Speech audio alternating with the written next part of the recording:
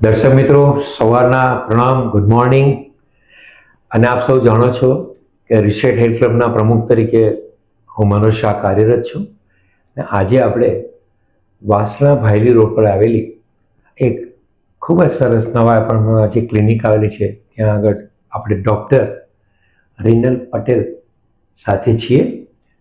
અને એ પોતે MD છે અને ઉપરાંત ડાયાબિટીસના સ્પેશિયાલિસ્ટ છે. એટલે દર્શક મિત્રો, આપણે આપણા ક્લબમાં મેમ તમને અમે આવકારીએ છીએ. અને સૌપ્રથમ અમારા દર્શક મિત્રોને આપનો પરિચય આપો, પછી આપણે આગળ વાર્તાલાપમાં આગળ વધીશું. Please. Hello everyone, good morning. હું છું doctor Rinal Parikh Patel, MD physician and diabetologist. અહીંયા વાસણા ભાયલી રોડ પર મારું ક્લિનિક હાલ 2 મહિના ચાલુ થયેલ છે, રીવાન મેડિકલ ક્લિનિક નામથી. અમે અહીંયા OPD consultation services, ECG services અને હેલ્થ ચેકઅપ્સ, એ ઉપરાંત ઇનહાઉસ ફાર્મસી અને લેબ સર્વિસીસ બી આપીએ છીએ. અને મારો ટોટલ ક્લિનિકલ એક્સપિરિયન્સ 6 યર્સનો છે. So you can consult us any time at Vasna Bhayli road. તો મેડમ, મારો પહેલો પ્રશ્ન અમારા દર્શક મિત્રો માટે, ખુદ મારા માટે છે કે ડાયાબિટીસના લક્ષણો કયા હોઈ શકે અને શું? મને ડાયાબિટીસ નથી, પણ કદાચ હોઈ શકે ખરું? બની શકે. દર વખતે એવું જરૂરી નથી હોતું કે લક્ષણો વહેલા શરૂ થઈ જાય અને તરત ખબર પડી જાય અને આપણે ડૉક્ટર પાસે પહોંચી જઈએ કે ના, મને ડાયાબિટીસ છે. ઘણા ટાઈમથી થોડું શરીરમાં તકલીફ ઊભી થાય તો આપણને બની શકે કે ડાયાબિટીસ ધીમે ધીમે શરીરમાં એનું પ્રેઝન્સ ફીલ કરાવતું થાય. લક્ષણો આપણે જોવા જઈએ તો મુખ્ય 3 લક્ષણ આપણે બધાને જ સમજાવતા હોઈએ છીએ કે ખૂબ ભૂખ લાગવી વારંવાર, જેને અમે પોલીફેજિયા કહીએ છીએ ઇંગ્લિશમાં. વારંવાર યુરિન પાસ કરવા જવું પડવું દિવસમાં, જેને આપણે ઇન્ક્રીઝડ ફ્રીક્વન્સી ઓફ યુરિનેશન, પોલીયુરિયા કહીએ છીએ. અને ત્રીજો મોસ્ટ ઇમ્પોર્ટન્ટ એ છે કે વારંવાર ખૂબ પાણીની તરસ લાગવી દિવસમાં, જેને અમે પોલીડિપ્સિયા કહીએ છીએ. આ વર્ષોથી બધાને ખબર છે કે આ 3 મેઇન લક્ષણ અમે સમજાવતા હોઈએ છીએ. આ ઉપરાંત હવે લોકોને જ્યારે લેટ ખબર પડે ત્યારે બીજા લક્ષણ એ જોવા મળતા હોય છે કે શરીરમાં ક્યારે બી કોઈ કસી જગ્યાએ ચોટ લાગી હોય, વાગ્યું હોય તો એ જલ્દી હીલ નથી થતું, જલ્દી એમાં રૂઝાતું નથી. અને એના સિવાય પ્રાઇવેટ પાર્ટ્સમાં બી ઘણીવાર હવે ઇન્ફેક્શન થઈ જાય છે વારંવાર, બટ દે ડોન્ટ રિયલાઇઝ કે ના, આ ડાયાબિટીસનું બી એક લક્ષણ હોઈ શકે છે. ઓકે. તો મેડમ, ડાયાબિટીસ માટે એવું છે કે ઉંમર સહજ હોય છે કે નાની ઉંમરમાં બી સંભવ છે, યુવા વયમાં બી સંભવ છે? યસ. હવે એવું નથી રહ્યું કે ના, ડાયાબિટીસ તો ઉંમરવાળાનો રોગ છે. ડાયાબિટીસ એડોલેસન્સ, મતલબ આપણે ટીનેજમાં બી આવી શકે છે અગર એ જેનેટિક હોય છે તો. અને એની સાથે સાથે આપણે ઓટો ઇમ્યુન બી કહીએ અમે, જે ટર્મ છે, જે એમાં શરીરના જ પોતાના જ સેલ્સ આપણા પેન્ક્રિયાઝને ડિસ્ટ્રોય કરી દે, ઇન્સ્યુલિન પ્રોડ્યુસિંગ સેલ્સને ડિસ્ટ્રોય કરી દે, જેના હિસાબે યંગ એજમાં, એડોલેસન્સ છે કે ટીનેજ છે, એવામાં ડાયાબિટીસ પહેલેથી આવી જાય. અને યંગ એજમાં હવે ડાયાબિટીસ એટલે છે કારણ કે કાં તો મમ્મી પપ્પાને હોય એટલે આવી શકે, કાં તો પછી આપણી લાઈફસ્ટાઈલ જ એવી થઈ ગઈ છે કે યંગ એજમાં બી લેટ 20s, અર્લી 30sમાં બી હવે ડાયાબિટીસ જોવા મળે છે. તો મેડિકલ સાયન્સમાં આ જે શબ્દ આવ્યો છે ડાયાબિટીસ, તો એના પણ એ શું છે પ્રેક્ષક મિત્રો જણાવો. એના કોઈ પ્રકાર છે? ડાયાબિટીસ એટલે આપણે ગુજરાતીમાં જે આપણે કહીએ મધુમેહ કરીને આ એક રોગ છે. એટલે આમાં શું થાય છે કે શરીરમાં ગ્લુકોઝનું પ્રમાણ અમુક લેવલથી વધારે થઈ જાય છે, જેના કારણે એ શરીરમાં નુકસાન કરે છે બધા જ અંગોને. પછી આપણી આંખો હોય કે આપણી કિડનીઝ હોય, હૃદય હોય, આપણી નસો હોય, જે બધી નસો શરીરના અલગ અલગ અંગોને સપ્લાય કરે, એમને નુકસાન કરી શકે. તો ડાયાબિટીસ વર્ડ જ એવો છે કે શુગરના પ્રમાણ વધવાથી શરીરમાં બધા નુકસાન કરે, એટલે આપણે એને ડાયાબિટીસ ઇંગ્લિશમાં કહીએ, ગુજરાતીમાં મધુમેહ કહીએ. અને એમાં અલગ અલગ પ્રકાર, મેં જેમ આગળ સમજાવ્યું એમ, કાં તો એકદમ અર્લી ટીનેજમાં થઈ શકે એટલે એક અલગ પ્રકાર થઈ જાય, પછી મિડલ એજમાં થઈ જાય એ અલગ પ્રકાર ગણાય, અને આપણે જે ઉંમરના હિસાબે અને આપણી લાઈફસ્ટાઈલના ચેન્જીસના હિસાબે થાય એ બી એક અલગ પ્રકાર થઈ શકે. એમાં ઘણા પ્રકાર છે. તમે હમણાં વારસાગત શબ્દનો ઉપયોગ કર્યો, તો મારા પપ્પાને હોય તો એમની જે વારસ છે, અથવા પુત્ર છે, પુત્રી છે, બધાને સંભવ છે કે થાય? સંભવતા ખરી પણ ઓછી. અગર આપણે આપણો આ લાઈફસ્ટાઈલના ચેન્જીસ સારા રાખીએ, જી. આપણી હેલ્ધી લાઈફસ્ટાઈલ રાખીએ, હેબિટ્સ સારી રાખીએ, તો એવું બી બની શકે કે વી કેન પ્રિવેન્ટ ડાયાબિટીસ. પણ જો પેરેન્ટને હોય તો ચિલ્ડ્રનમાં આવવાની શક્યતા ખરી. હા, તો મેડમ આપણે થોડુંક ડાયાબિટીસ આઈડેન્ટિફાઈ થાય છે તો કઈ રીતે તમે એને નિદાન કરશો કે મને ડાયાબિટીસ છે? મેઇન તો આપણે 3 ઇમ્પોર્ટન્ટ બ્લડ ટેસ્ટ કરતા હોઈએ બ્લડ છીએ, ટેસ્ટ, જે બધી જ લેબોરેટરીમાં આજકાલ ઇઝીલી આપણે કરાવી શકીએ. એક તો છે ફાસ્ટિંગ બ્લડ શુગર, જી. બીજું છે ફાસ્ટિંગ એટલે આપણે ઓવરનાઇટ કશું જ ખાધા પીધા વગર વહેલા સવારમાં તમે મિનિમમ 12 અવર્સનો અમે રાખતા હોઈએ છીએ ફાસ્ટિંગ પીરિયડ. વહેલી સવારે તમે સેમ્પલ આપી દો ભૂખ્યા પેટે, ચા નાસ્તો પાણી કશું જ કર્યા વગર. બીજું છે ખાધા પછીના 2 કલાકનો શુગર, જે આપણે સરખું આપણું લંચ હોય કે એવી રીતે મીલ લયા પછી 2 અવર્સ પછી આપણે શુગર ચેક કરાવી શકીએ. And third is HbA1c which is a glycaemic index, જે આપણને તમારા બોડીમાં આગળના 3 મહિના પાછળ મતલબ પ્રીવિયસ 3 મંથ્સનું શુગર દર્શાવે છે, જે બહુ ઇમ્પોર્ટન્ટ છે જોવા માટે કે તમારો લાસ્ટ 3 મંથ્સનો શુગર કંટ્રોલ કેવો હતો. ડાયાબિટીસની સારવાર કઈ રીતે થાય? ક્લિનિકલી સારવાર આપણે કરવી હોય, ડાયાબિટીસ થઈ ગયો અને તમને એવું અમને કહો છો કે તમને ડાયાબિટીસ છે અને આ કદાચ લાંબા ગાળા સુધી રહેશે, તો એ સારવાર કઈ રીતે શરૂ થાય છે? સૌથી ઇમ્પોર્ટન્ટ તો આપણે રિપોર્ટ્સ બી જોઈએ, પેશન્ટને બી જોઈએ કે એમનું કેવું છે, બોડી ટાઈપ કેવું છે, કે એ કેટલું કરી શકે છે. મેઇન થિંગ ડાયાબિટીસમાં દવાઓ તો છે, પણ એની સાથે સાથે લાઈફસ્ટાઈલ ચેન્જીસ પર અમે વધારે હવેથી ફોકસ કરીએ છીએ બિલકુલ. કે તમે થોડુંક પોતે બી ઇટ ઇઝ 70-30% કે તમે થોડુંક 70% તમારા લાઈફસ્ટાઈલ હેબિટ્સ બી થોડા બદલો તો તમને બી રિઝલ્ટ જોવા મળે. એકલી દવા નહીં લડી લે શરીરમાં, તમારે બી થોડા પ્રયાસ કરવા પડશે. સો મેડિસિન્સ છે એ હવે આપણે પેશન્ટના શુગર લેવલને અને પેશન્ટને જોઈને નક્કી કરીએ કે આપણે ગોળીઓ આપવી છે કે પછી આપણે ઇન્સ્યુલિન આપવું છે. મેં સાંભળ્યું છે આપણા માર્કેટમાં ઇન્સ્યુલન્સ, એ પ્રક્રિયા સમજાવો. ઇન્સ્યુલિન છે જે એ આપણું બેઝિકલી ડાયાબિટીસમાં એવું થતું હોય છે કે ગ્લુકોઝ શરીરમાં એટલે વધે છે કારણ કે ઇન્સ્યુલિન આપણી શરીરમાં એટલું કાં તો બનતું નથી, નંબર 1, કાં તો પછી જે ઇન્સ્યુલિન બને છે એ એટલું ઇનફ પૂરતું નથી પડતું આ શુગરને શરીરમાંથી મેટાબોલાઇઝ મતલબ કે શરીરમાંથી એને કાઢવા માટે. સો આપણે ઇન્સ્યુલિન એવા દર્દીઓને આપીએ છીએ જેમનું શુગર પરસિસ્ટન્ટલી 250-300 ની ઉપર જ રહેતું હોય, કંટ્રોલમાં જ ના રહેતું હોય, કાં તો પછી એમને દવાઓ પચતી ના હોય કે દવાઓના સાઇડ ઇફેક્ટ્સ એમને નડતા હોય, કાં તો પછી એવા સિવિયર કિડની કે લિવરના પેશન્ટ હોય જેમનામાં આપણે ગોળીઓનો ઉપયોગ ના કરી શકીએ. બિલકુલ. અને એવું કહી શકાય કે ડાયાબિટીસની સારવારમાં ઇન્સ્યુલન્સનો બહુ મોટો ફાળો છે? યસ, એવી અહીંયા મિથ છે, એ માન્યતા છે કે ઇન્સ્યુલિન એટલે ખરાબ, ઇન્સ્યુલિન એટલે તમે જીવનભર ઇન્સ્યુલિનથી બંધાઈ જશો. એવું જરૂરી નથી. દરેક દર્દી અલગ હોય છે અને insulin is the game changer in diabetes. ઘણાને એવું છે કે ઇન્સ્યુલિન તો વિલન છે, એ ડાયાબિટીસમાં એટલું હેલ્પફુલ નથી. નો, ઇન્સ્યુલિન બહુ જ હેલ્પફુલ છે અને ઇન્સ્યુલિન સૌથી શ્યોરેસ્ટ અને એકદમ સેફ રિઝલ્ટ આપે છે ડાયાબિટીસ. મને અત્યારે એવું કીધું કે મને એવું લાગે છે કે ખાંડ નહીં ખાવાની, તો સીધો પ્રશ્ન આપણો એવો છે કે ખાંડ ખાવાથી ડાયાબિટીસ થવાની છે? ખાંડ ખાવાથી ડાયાબિટીસ થવાનો રિસ્ક થઈ શકે છે 100%, એ બરાબર છે, પણ એકલું જ ખાલી ખાંડ ખાવાથી જ ડાયાબિટીસ થાય છે એવું નથી. આપણે આ ગુજરાતીમાં બહુ જ માન્યતા આપણા બધાના જ ઘરોમાં ગોળ બહુ જ અનેક માત્રામાં તમને ગોળ તો મળશે જ, અને આપણા બધાના રોજિંદા ખાવાના ભોજનમાં ગોળનો બહુ મોટો પ્રમાણ બી જોવા મળશે. એટલે એવું નથી કે મેં ખાંડ બંધ કરી દીધી એટલે મને ડાયાબિટીસ નહીં થાય, પણ પછી તમે જ્યારે રિપોર્ટ જોઈને તમે પ્રશ્ન કરો ત્યારે ખબર પડે કે ગોળ તો ચાલુ જ છે. એટલે એવું નથી કે ખાલી ખાંડ ખાવાથી થાય છે. ખાંડ ખાવાથી રિસ્ક વધે છે, પણ ખાંડ સિવાયના બીજા બધા બી ઘણા તત્વો છે જેનાથી ડાયાબિટીસનો રિસ્ક તો રહેવાનો જ છે. પણ અમને તો સમાજવાળાને, જાણકારોને, વડીલો એવું કહે છે કે ખાંડ બંધ કરીને ખાલી ગોળ ખાવાનું શરૂ કરો. તો ખાંડ ને ગોળના અંદર જે કંઈ તત્વો છે શરીરને જે અસર કરે છે એમાં એટલો ઝાઝો તફાવત છે? યસ, ખાંડ ખરાબ છે એ તો ખબર જ છે. ખાંડ બંધ કરી દીધી પણ ગોળ તો ચાલુ રાખ્યો, ઉડતું ગોળનું પ્રમાણ વધારી દીધું, ડબલ કરી દીધું, પણ સ્ટીલ ગોળમાં જે ગ્લાયસેમિક ઇન્ડેક્સ છે એ ખાંડ કરતાં ડબલ છે. અને ડિપેન્ડિંગ ઓન કેવું એનું પ્રોસેસિંગ ટેકનિક છે આપણા ગોળનું, પણ અલ્ટિમેટ ટેક અવે એ જ છે કે ગોળ બી એટલું જ શુગર વધારશે અને તમારું 3 મહિનાનું શુગરમાં બી એટલું જે રિફ્લેક્ટ થશે એ શુગરને, બ્લડના ગ્લુકોઝને એ કંઈ ઓછું નથી કરી દેવાનું, એ ઉલટું વધારશે.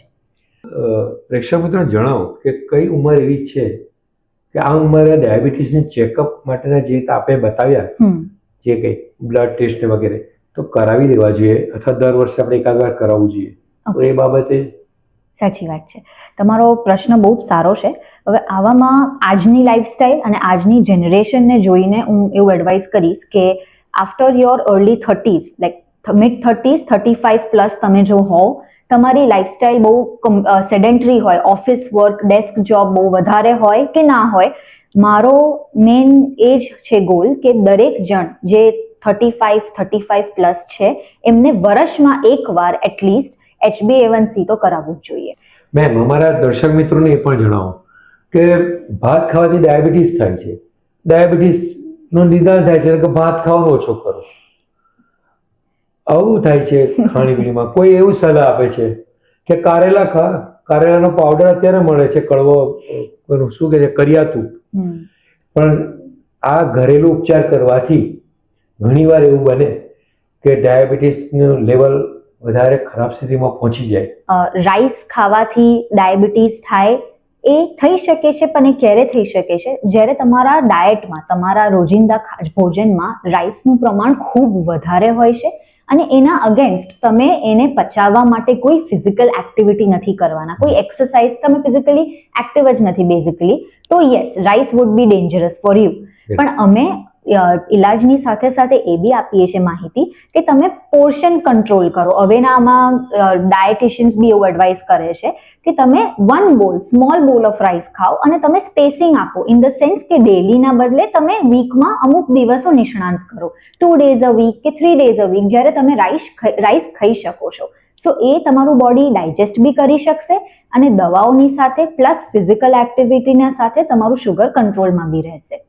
અને બીજું તમે કીધું એમ કડવો રસ પીવાથી ઘરગથ્થુના ઉપાય કે ઉપચાર, જેમ તમે વર્ડ વાપરો, બરાબર છે.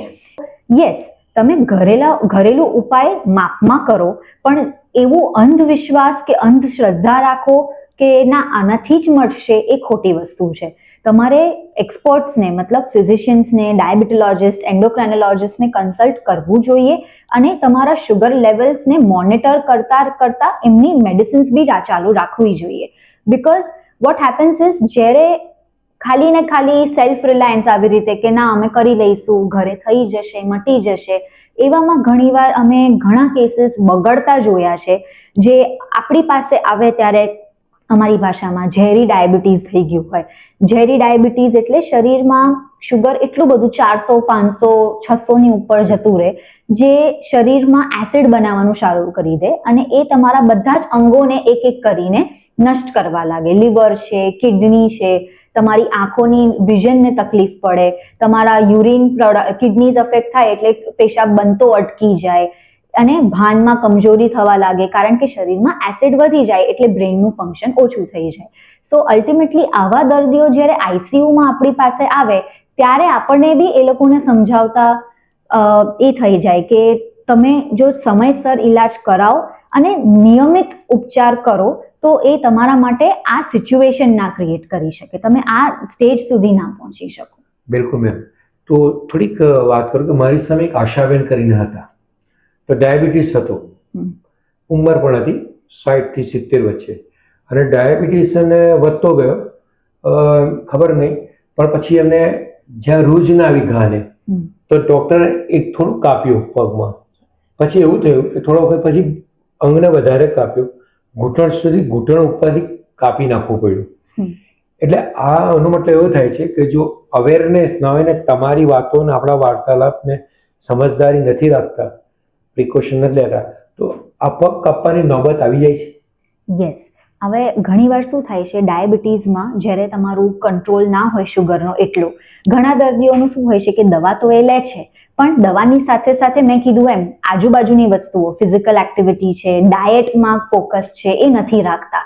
તો શુગર અગર એટલું વધેલું જ રહેશે અને ઘણા દર્દીઓ જે તમે કીધું એમ કે ના ઘરેલું ઉપચારમાં જ માને, તો એમને કશું દવાઓ જ ના લીધી હોય એવા કેસમાં, બોથ કેસીસમાં વોટ હેપન્સ ઇઝ કે તમારું શુગર જો નિયમિત વધતું જ જાય 400-500 ની ઉપર જ રહે અને તમને એ શરીરમાં અમુક અંગોમાં સપોઝ વાગી ગયું, ઘણા એજેડ દર્દીઓમાં શું થાય છે કે પગમાં વાગવાનું બહુ કોમન થઈ જાય, કશું બી નાનો ઘા બી મોટો થઈ જાય અને એ રૂઝાય નહીં, શુગર વધેલું રહે તો એ રૂઝાશે નહીં અને એ રૂઝાય નહીં તો એ સર્જન પાસે પછી ઘણા ટાઈમ પછી ઇન્ફેક્ટ થઈને જાય, એટલે એ જે આપણો ઘા હોય એમાં ઇન્ફેક્શન લાગી જાય અને એ સર્જન પાસે જ્યારે બતાવવા જાય ત્યારે જો એ સર્જન નક્કી કરે કે ના અમારે આ અંગ કાપવો પડશે તો એ ટાઈમે શું કરે છે, સર્જન બી શુગર કંટ્રોલ કરાવડાવે છે અને પછી એમને પ્રોપર ડ્રેસિંગથી એને રૂઝાવવાનો પ્રયાસ કરે છે. પછી શું થાય છે કે એ દર્દીની વ્યક્તિગત રિસ્પોન્સિબિલિટી બની જાય છે કે ઘરે જઈને બી એ તમારે સાચવવું પડે, કેર આગળ જઈને રાખવી પડે. જો એના પછી બી એકવાર આવું થયા પછી બી તમે શુગર કંટ્રોલ ના રહે તો પછી વારંવાર એ અંગને ડેમેજ થવાનું અને પછીથી એમ્પ્યુટેશન તમે કીધું એમ કાપી દેવું પડે એવી શક્યતાઓ ખરી. તો આટલી વાત કર્યા પછી મેડમને થોડીક વાત કરું કે મેડમ અમારા મહિલા દર્શકો પણ છે અને આપ પણ જાણો છો કે હવે ઉંમર જે લગ્નની છે એ થોડીક વધી ગઈ છે. પહેલા છોકરા 20 વર્ષે, છોકરી 20 વર્ષે લગ્ન કરતી હતી. હવે કેરિયર અને કદાચ એવું છે કે સમય છે, થોડુંક પોતાની જરૂરિયાત છે કે વગેરે, તો 25-30 વર્ષે લગ્ન કરી રહ્યા છે યુવાવસ્થાએ. તો એમાં જ્યારે પ્રેગ્નન્ટ થઈ છે મહિલા, તો દર્શક મિત્રો એ પણ જણાવો કે 30 વર્ષે જ્યારે પ્રેગ્નન્ટ મહિલા થાય છે અથવા એ લોકો કંઈક પ્લાન કરે છે પતિ પત્ની, તો ડાયાબિટીસનું ચેકઅપ આવનાર બાળક માટે કરવું જરૂરી છે? યસ, હવેથી એવું થઈ ગયું છે કે ગાયનેકોલોજિસ્ટ બી રેકમેન્ડ કરે છે અને એ ઘણા ટાઈમથી ભારત સરકાર દ્વારા જ હવે એ કમ્પલસરી કરી દેવામાં આવ્યું છે કે જો તમે પ્રેગ્નન્સી પ્લાન કરતા હો, નંબર 1, કે પછી તમે પ્રેગ્નન્સી કન્સીવ થઈ ગઈ છે તો તમે અમુક ટેસ્ટ જે છે ડાયાબિટીસના, થાઇરોઇડના અને હિમોગ્લોબિનના એ હવે સરકારે કમ્પલસરી કરી દીધા છે કે તમારે જેવું ખબર પડી કે જેવું તમે પ્લાનિંગ કરો છો તો પહેલા એ ટેસ્ટ જરૂરથી કરો. અમારા દર્શક મિત્રોને મેમ જણાવો કે તમારા 6 વર્ષના અનુભવમાં કોઈ એવો પેશન્ટ આવ્યો છે કે જેની ડાયાબિટીસના જર્ની હોય, સારવાર થઈ હોય, નાજે ઓકે હોય? યસ, એવા ઉદાહરણ આપવાના થાય તો એક પેશન્ટ છે જે અર્લી ડેઝમાં અમારા જ્યારે પ્રેક્ટિસ સ્ટાર્ટ થઈ હતી ત્યારે એ પેશન્ટ આવ્યા હતા, ઉંમરવાળા વ્યક્તિ, નોટ એવું બી નહીં કે બહુ જ એજેડ, પણ લેટ 40s અર્લી 50s એવું બી ઉંમરવાળા નહીં, અને ડાયાબિટીસ હતું, અનકન્ટ્રોલ ડાયાબિટીસ, જ્યારે હું અમારી ભાષામાં કહું તો કે શુગર પરસિસ્ટન્ટલી 250-300 ની પાર રહે અને 3 મહિનાવાળું HbA1c બી 9-10 સુધી પહોંચેલું હતું અને એમને બેઝિકલી કંઈ આઈડિયા જ નહોતો કે કેવી રીતે શું કરવું જોઈએ. આપણે એમને કાઉન્સેલિંગ કર્યું, આપણે દવાઓ સમજાઈ એમના શરીર પ્રમાણે, એમને એ શુગર પ્રમાણે, અને રેગ્યુલર ફોલોઅપ કરાવડાયું. પહેલા મંથલી ફોલોઅપ કરાવડાયું અને પછી 3 મહિને આપણે શુગર ચેક કરાવતા થયા, HbA1c. એવરી મંથ અમે ફાસ્ટિંગ અને જમ્યા પછીનું કરાવડાવીએ જ્યારે શુગર બહુ વધારે રહેતું હોય તો, અને દવાઓ આપણે ચેન્જ કરી હોય તો, અને એના પછી એવરી 3 મંથ્સ અમે HbA1c કરાવીએ જોવા માટે કે શુગર ઓછું થાય છે કે નહીં. અને આ ઉપરાંત ખાલી દવાઓ સાથે એમને ડાયટના ચેન્જીસ બી ખાસા કર્યા.